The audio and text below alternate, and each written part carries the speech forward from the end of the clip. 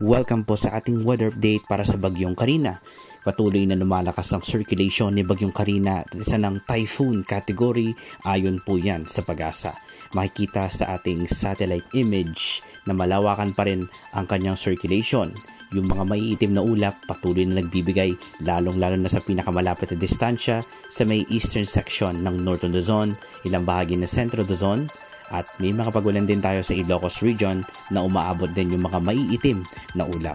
Makikita nyo din yung ating hanging habagat sa ngayon. Posible pa rin makaranas siyang mga pagulan sa Palawan, Mindoro Province, western section ng Southern Luzon, western section ng Central Luzon, at Northern Luzon. Ayon sa latest update ng Pag-asa, posibleng lalakas pa ito. Slightly intensifies habang kumikilos pa northwestward over the Philippine Sea.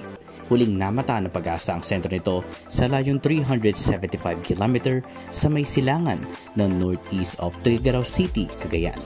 Northwestward sa bilis na 15 km per hour. At dahil isa na tong typhoon, umaabot na ang kanyang maximum sustained winds sa 130 km per hour malapit sa gitna at pagbuksong aabot ng 160 km per hour. Ito po ang mga lugar na isinailalim sa panibagong babala ng Tropical Cyclone Wind Signal number 1. Nakataas ang Signal number 1 sa Batanes, Babuyan Island, northern portions and eastern portion of mainland Cagayan, the eastern portion of Isabela, the northern portion of Apayao, the northern portion of Ilocos Norte, the northern portion of Aurora, Polillo Islands, Calaguas Islands, and the northern portion of Catanduanes. Bakit may signal kahit sa Bicol Region? Dahil sa malawakang circulation, sa malawakang trough or extension nito na kung minsan ay umaabot yung kanyang pagbugso mula sa 39 hanggang 61 km per hour.